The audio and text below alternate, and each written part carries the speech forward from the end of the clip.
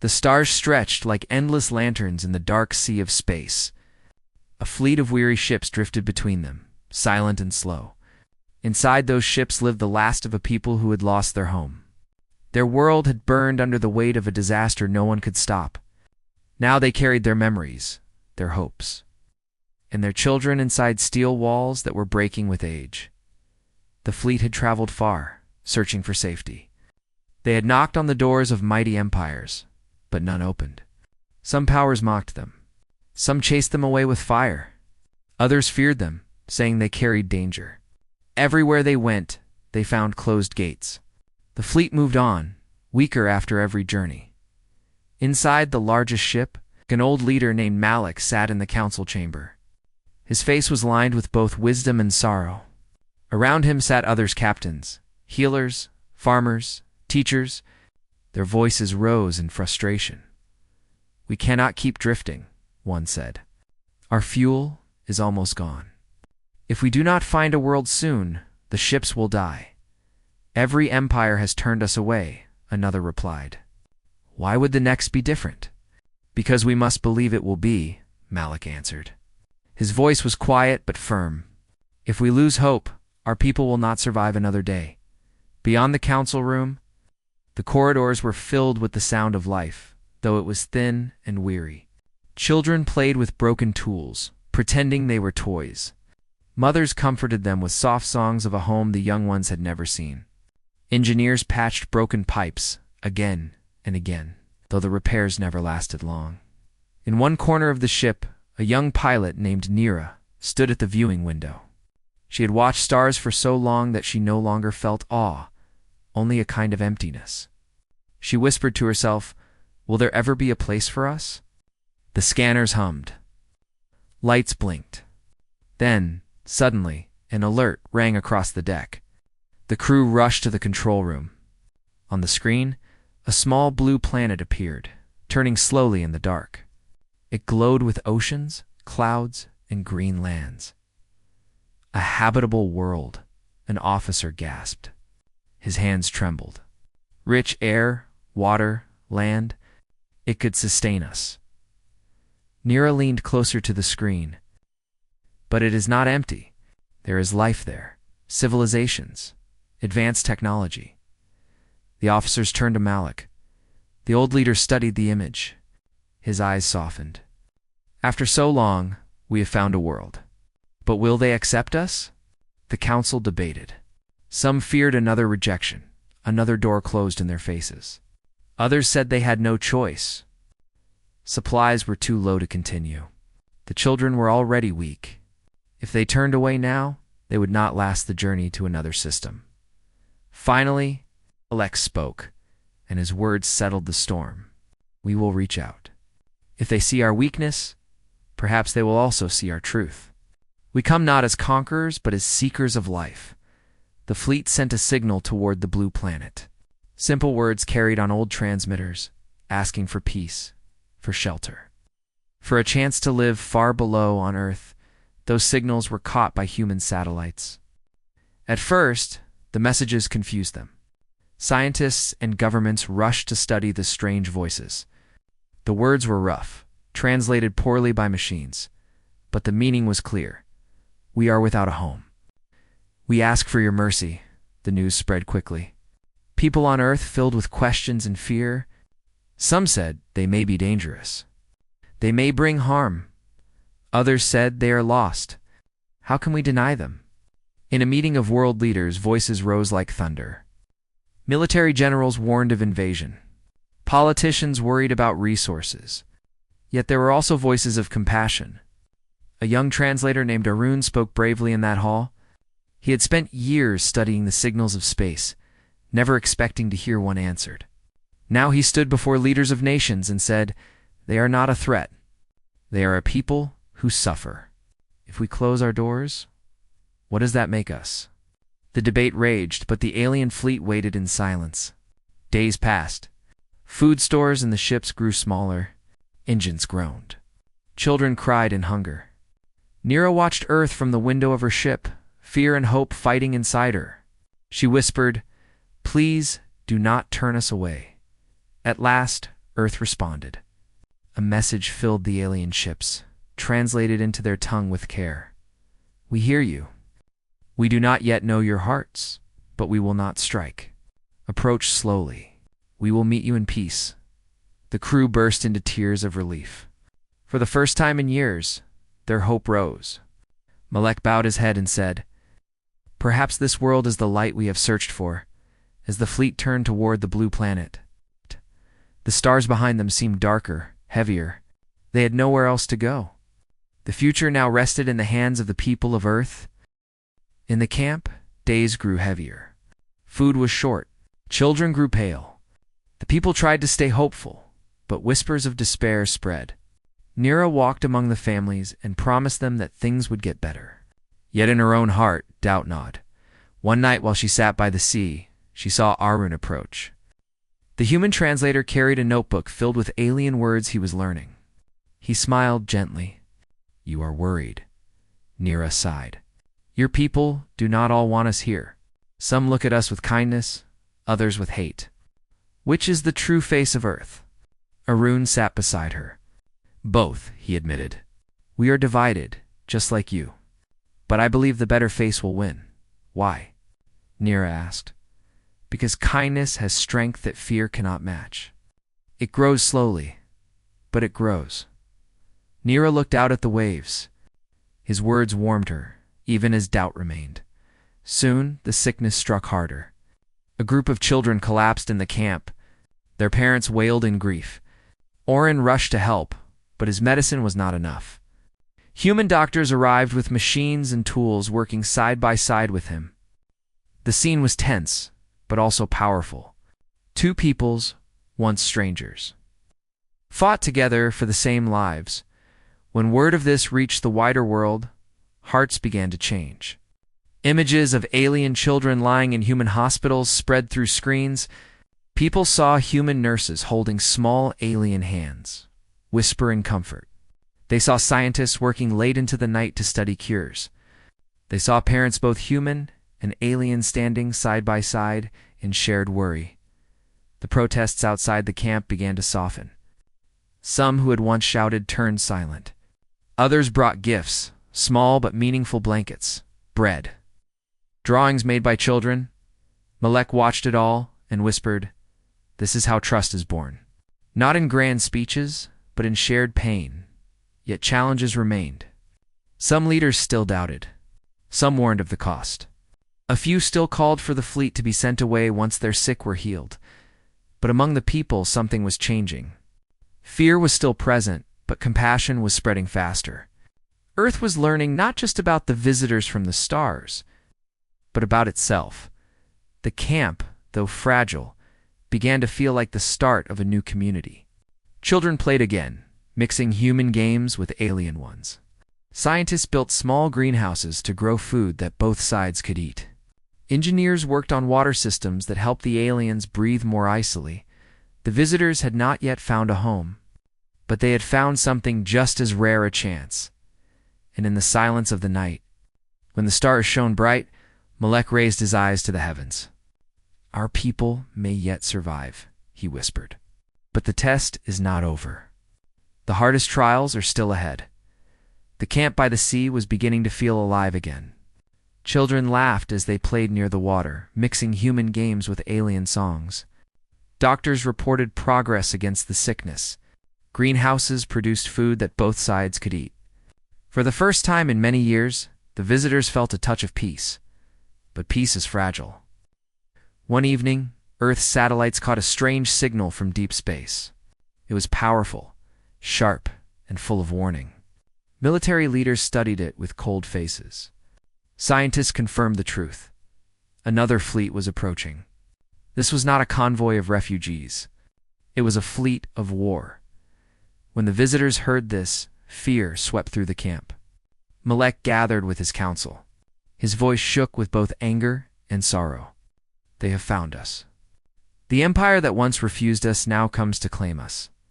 They do not want us alive. They want us erased." The news reached human leaders at once. Some advised surrender. "We cannot fight them," said one general. "Their ships are stronger, their weapons sharper." If we resist, Earth may suffer great loss. But others spoke with fire. Arun, the translator, stood before the leaders. If we hand them over, what do we become?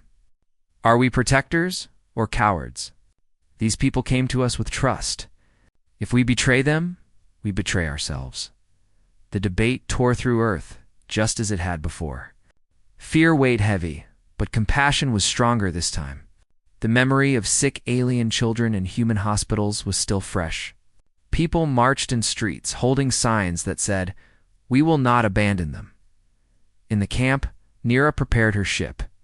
Though old and damaged, she swore to fight. "If they come for us, I will not hide," she said. Oren, the healer, stood by her side. "I will help where I can, not with weapons, but with care for the wounded." Malik looked at them with pride. "If we must fall, let us fall with honor. But perhaps Earth will stand with us." The day of arrival came. The Empire fleet entered the solar system. Dozens of dark ships, sleek and deadly, moved toward Earth. A single message was sent across the stars: "Deliver the refugees. They are criminals. If you protect them, you share their guilt." Earth replied with only one word: "No." The warships drew closer. Earth's defense forces rose into orbit. Human pilots, young and brave, strapped into crafts smaller and weaker than the enemy's. They knew they might not return. Yet their spirits burned bright. Arun watched from the ground, his heart heavy but proud. "This is what it means to be human," he whispered. "To stand even when fear says run." The battle began above the blue planet. Enemy ships rained fire. Earth's crafts darted between them using speed and clever maneuvers. They could not match the Empire's weapons, but they used every trick. Satellites blinded enemy sensors. Ground stations jammed their signals. Human pilots fought with courage, refusing to yield. Then, something unexpected happened. The refugee fleet, weak and broken though it was, rose into orbit beside the humans. Their ships were slow, their weapons few, but they refused to hide. Nira led them. "This world gave us a chance," she said. "Now we fight for it, as it fought for us." The sight stunned the enemy. The refugees they had hunted across the stars now stood strong beside humans. Together they struck back, not with power, but with unity. One human pilot used the debris of a fallen satellite to shield his squad, turning wreckage into defense.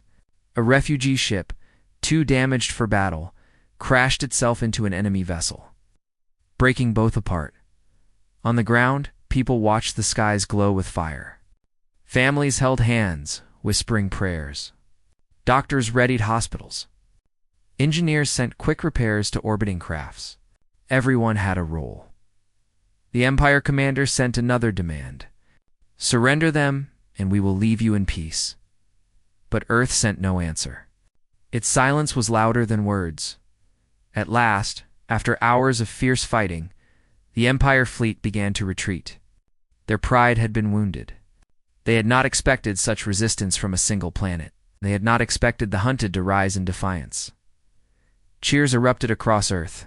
People ran into streets waving flags. Refugees embraced one another with tears.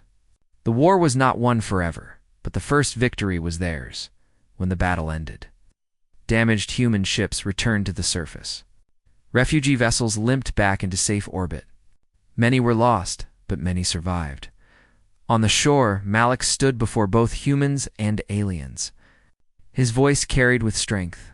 "Today, we proved something greater than survival. We proved that unity is stronger than fear. You did not know us, yet you chose to fight for us. That is a gift beyond measure."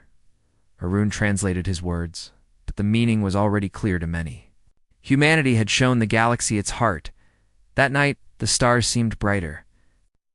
The Empire had been driven away, but everyone knew it might return. Still, there was no despair. Instead, there was pride. In the quiet of the camp, Nira sat with Arun. She looked at the sky where the battle had raged. "Your people could have chosen safety.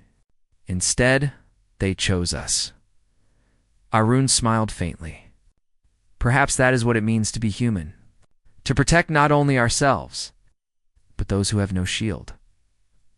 Malek listened from nearby and whispered, "Then perhaps we are not strangers anymore. Perhaps we are one family now." The fire of unity had been lit. The galaxy had seen it. Earth had proven itself, not through strength of arms alone, but through the strength of compassion and courage. The story was not finished. Challenges still lay ahead. But for the first time in generations, the refugees no longer felt like wanderers. They felt like part of something greater. The battle in the skies had ended, but its memory lived in every heart. For days, Earth's people spoke of courage, of loss, and of victory. They spoke of human pilots who gave their lives and of refugee ships that fought even when they were broken. The story spread across the world, told in homes, schools, and streets. It was no longer only a tale of strangers. It was now a shared history. The refugees were moved from their tents by the sea to stronger shelters. Engineers built new homes with roofs that shone under the sun. Human architects worked side by side with alien builders. They learned from each other, combining stone with glowing alloys, wood with crystal panels. Slowly, small towns grew where both humans and aliens lived together. Malik, the elder, often walked through these places, leaning on a staff made by human carpenters. Children, human and alien, ran past him laughing, their voices blending into a single song of joy. His tired eyes softened whenever he saw them. "This," he whispered, "is what survival was meant to lead to." Still, not everything was simple. Some humans feared the refugees would change their way of life. Some refugees worried they would lose their own traditions. Misunderstandings caused quarrels. But leaders on both sides worked to calm them. They reminded everyone of the night when Earth chose to fight, not for themselves, but for strangers. That memory became a guide whenever doubt rose. Arun, the translator, grew busier each day. He traveled between towns, teaching language to both sides. He wrote new dictionaries, mixing words so humans could speak with aliens more easily. One evening, Nira found him sitting with a group of children. He was showing them how to write simple words in both tongues. "You are building more than words," Nira said softly. Arun smiled. "Language is the bridge. Without it, we are islands. With it, we are neighbors." Nira nodded, watching the children repeat strange sounds with laughter. She felt hope take root again. Meanwhile, Orin, the healer, worked with Earth doctors to finish the cure for the sickness that had weakened the young. The final medicine was ready at last, a mixture of Earth science and alien knowledge. When the first child recovered fully, both camps celebrated together. Fires were lit along the shore, and songs echoed into the night. News of Earth's choice spread beyond the planet. Traders from nearby systems carried stories of what had happened. Other refugee groups across the stars heard of a small blue world that had welcomed the lost. Even some empires, once proud and cold, began to look at Earth with respect. But respect came with danger. The empire that had attacked still lived. Though defeated once, it had not forgotten its anger. Earth knew that one day the enemy might return stronger. Instead of hiding from this truth, Earth prepared. Refugees joined human engineers in building defenses. Pilots trained together. Farmers worked to grow food for both peoples. It was not only about war. It was about building a future that could not be broken easily. Years passed, and the bond grew deeper. Refugee children began to speak Earth languages fluently. Human children learned alien songs. In schools, they sat together, drawing stars and dreaming of journeys to far-off worlds. Malik, now older and weaker, gathered both humans and aliens one final time. He stood on a high platform, his staff in his hand. His voice steady, though his body trembled. "When we came to you, we had nothing," he said. "Our ships were falling apart. Our hearts were heavy with despair. We asked only for mercy. You gave us more than that. You gave us family. You gave us a place not only to live, but to belong. For this, our children will remember Earth not as a world of strangers, but as the world that saved them." His words echoed across the crowd. People wept openly, both human and alien. Aaron translated, but many no longer needed him. They understood enough on their own. After the speech, Malek retired to rest. He knew his time was near, but he left in peace, for he had seen his people's future. Nura, who had once stared at the stars with emptiness, now looked at them with determination.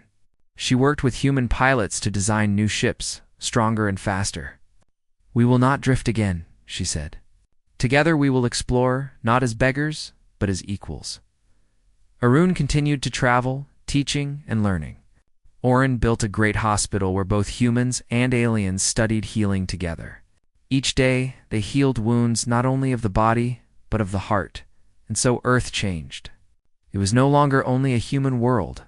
It was now a beacon, shining in the dark, known across the galaxy as the planet that gave shelter when no one else would. At night, by the sea where the first camp had stood, fires still burned. People gathered around them, telling the story again and again. The story of how a weary fleet found a blue world, how fear and kindness battled, and how humanity proved itself not by strength alone, but by compassion. Children listened, wide-eyed, their small faces glowing in the firelight. To them, it was not just history, it was a promise. And in the stars above, the lost no longer drifted without hope. They had found a home. They had found a family. And Earth, once only one small world among many, now stood as a light for all who had nowhere to go.